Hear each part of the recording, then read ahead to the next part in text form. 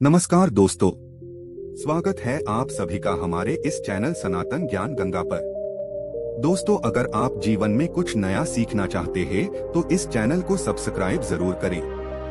श्री शिवाय नमस्तुभ्यम। जय श्री कृष्णा। दोस्तों, सच्चे दिल से कमेंट बॉक्स में लिखें गोवर्धन की हार्दिक शुभकामनाएं। राधे राधे। आज की जो वीडियो का विषय है बहुत ही सुंदर है। आज मैं आप लोगों को गोवर्धन पूजा संबंधित संपूर्ण जानकारी बताऊंगा और इस वीडियो में बताऊंगा कि गोवर्धन पूजा के दिन हमें गौमाता को क्या खिलाने से हमारे घर में असीमित धन की प्राप्ति होती है, तथा गोवर्धन पूजा संबंधी संपूर्ण जानकारी इस वीडियो में बताऊंगा। अपना कम से कम 8 से 10 मिनट का बहुमूल्य समय जरूर देना, फिर आपको समझ में आ जाएगा हमें जो है गोवर्धन पूजा क्यों करनी चाहिए और हमें गौ माता को इस दिन अंकुर क्यों खिलाना चाहिए। वीडियो को ध्यान से देखना, इस चैनल में बने रहना, आपको संपूर्ण जानकारी इसी चैनल में प्राप्त होगी। दोस्तों देखिए, गोवर्धन पूजा कार्तिक महीने की शुक्ल पक्ष की प्रतिपदा को अर्थात प्रथम दिन को मनाई जाती है। तो चलिए जानते हैं गोवर्धन पूजा का शुभ मुहूर्त।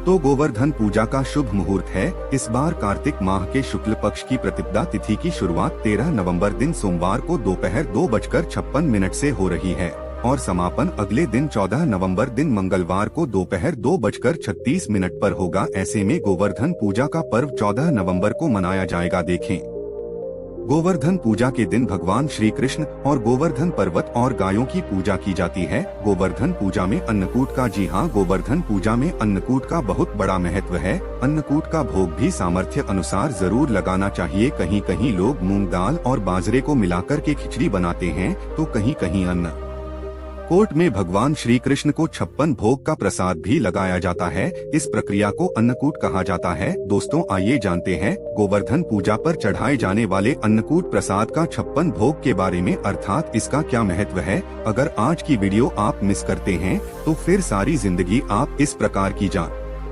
जानकारी को पाने से वंचित रह जाएंगे, क्योंकि कोई भी आपको YouTube में इतने विस्तार से नहीं बताएगा जितना आज मैं यानी हमारा चैनल आप लोगों को विस्तार से बताएगा। देखिए, आइए जानते हैं। अन्नकूट अर्थात नाम से ही स्पष्ट है। अन्नकूट जैसे इसके नाम से लगता है कि यह बहुत सारे अनाजों का मिश्रण होता है। तरह तरह के पकवानों से भगवान की पूजा की जाती है, तो इन प्रसाद को अलग अलग बांटने की बजाय इकट्ठा बांटा जाता है। इस मिश्रण का स्वाद निराला होता है। भगवान ने इस अन्नकूट के प्रसाद में कई सारी सब्जी को मिला करके, देखिए भगवान का इस प्रकार का जो प्रसाद है इसमें कई प्रकार की सब्जी को मिला करके आप मिक्स कर सकते हैं। जैसे कड़ी है, चावल है, पूरी है, रोटी है, मूंग की खिचड़ी है, बाजरा है, हलवा है।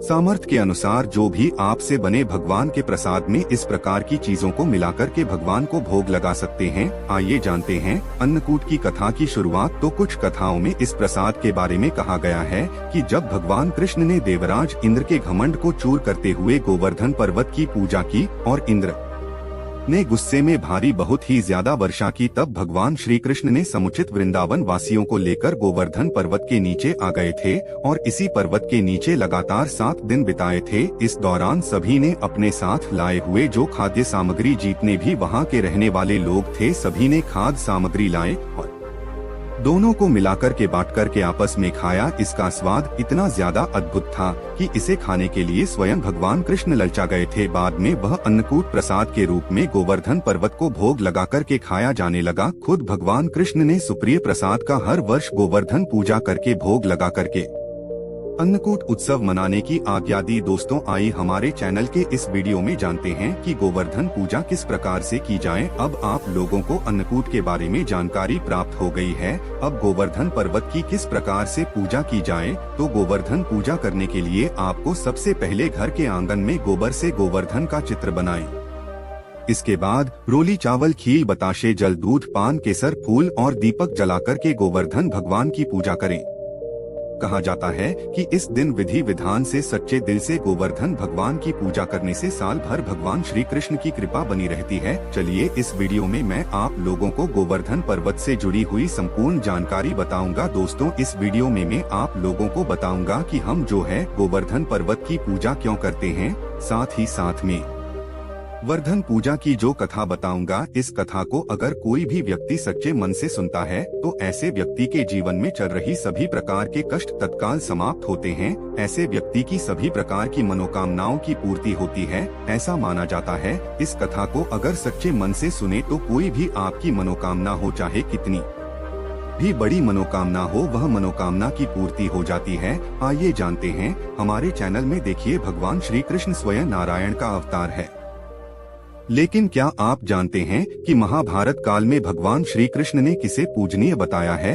गोकुल वृंदावन के लोगों को किसकी पूजा करने के लिए प्रेरित किया था? देवकी नंदन भगवान श्री कृष्ण ने गोकुल और वृंदावन के लोगों को गोवर्धन पर्वत की पूजा करने के लिए प्रेरित किया था। तभी से भक्तजन इस पर्वत की पूजा करते हैं। तो आज भी ऐसी मान्यता है कि मथुरा के पास में स्थिति जो गोवर्धन पर्वत है, इनकी पूजा करने से भक्तों की सभी मनोकामनाओं की पूर्ति होती है। यहाँ से कोई भी खाली नहीं लौटता। इसी वजह से यहाँ हमेशा ही भक्तों का देखना जो गोवर्धन पर्वत है, वहाँ पर काफी भीड़ लगी रहती है। तो आइए इस वीडियो में जानते हैं वास्तव में हम जो गोवर्धन पूजा किस प्रकार से घर में निर्मित करते हैं। सभी दर्शकों को जानकारी प्राप्त हो चुकी है। अब इनकी पूजा क्यों होती है, इनकी पूजा होने के पीछे क्या कारण है? तो गोवर्धन पर्वत की ऊंचाई आपने देखी होगी।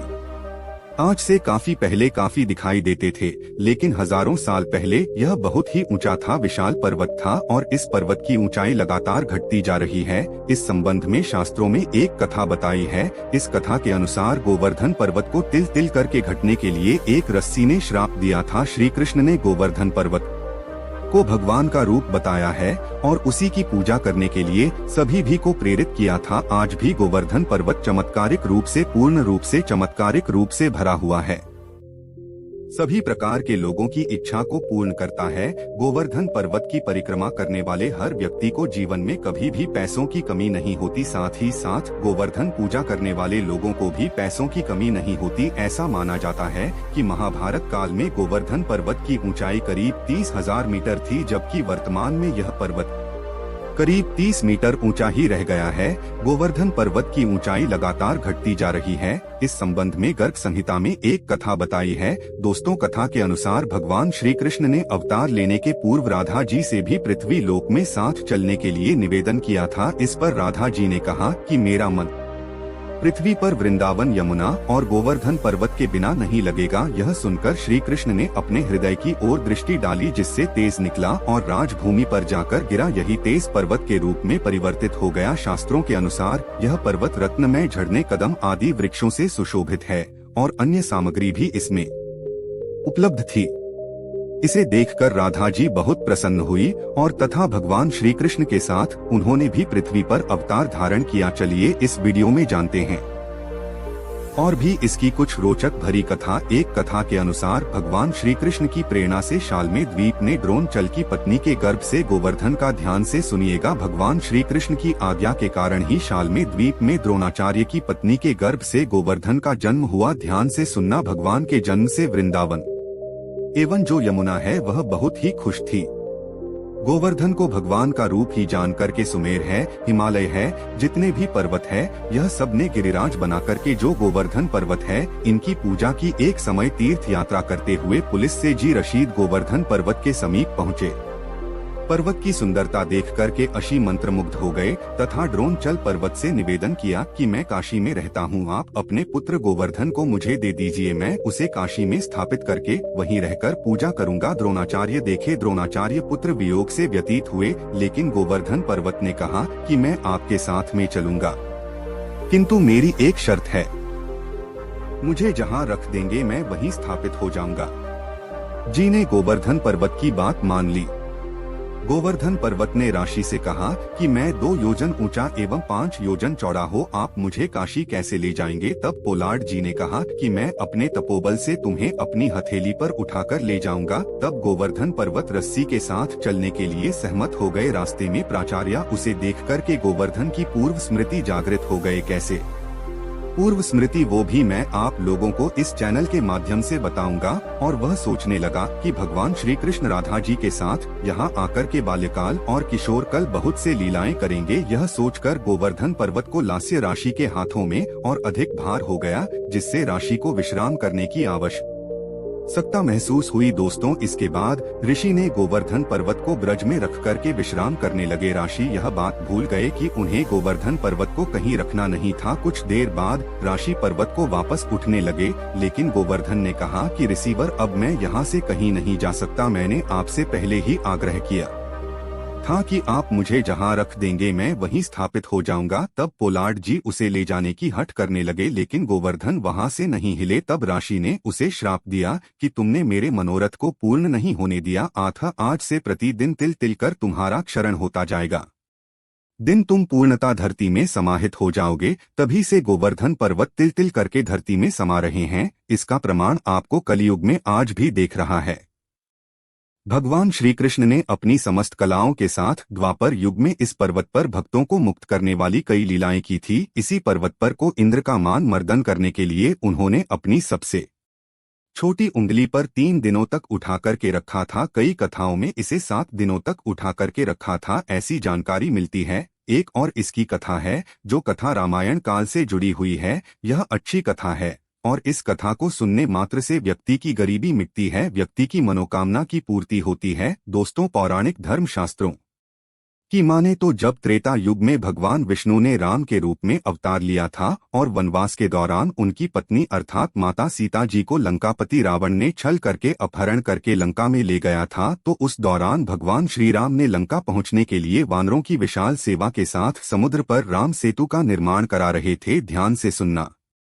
कहा जाता है कि इस समय समुद्र में राम सेतु का निर्माण के लिए बहुत अधिक पत्थर और पेड़ पौधों की लकड़ी की आवश्यकता थी। कहा जाता है कि राम भक्त हनुमान जी ने इन्हीं पत्थरों के संग्रह के लिए हिमालय की ओर गए थे और वहां पहुंचकर हनुमान जी ने एक विशाल पर्वत को अपने हाथों में उठा लिया था। तब उसे लेकर हनुमान जी समुद्र की ओर उड़ चले। इस दौरान हनुमान जी को रास्ते में पता चला कि राम सेतु का निर्माण पूरा हो गया है और हनुमान जी इस दुविधा में पड़ गए कि अब क्या किया जाए, इस पत्थर का क्या किया जाए, इस पर्वत का क्या किया जाए। तब उन्होंने उस विशाल पर्वत को वहीं जमीन पर स्थापित कर दिया। दोस्तों, कहा जाता है कि हनुमान जी के द्वारा जमीन पर खा गया विशाल पर्वत कोई और नहीं बल्कि गिरिराज अर्थात गोवर्धन पर्वत था, जिसे बाद में गोवर्धन पर्वत के नाम से जाना जाने लगा। जिसके बाद गोवर्धन पर्वत बहुत निराश हुए और उन्होंने हनुमान जी महाराज से आग्रह किया, अपना दुख सुनाया।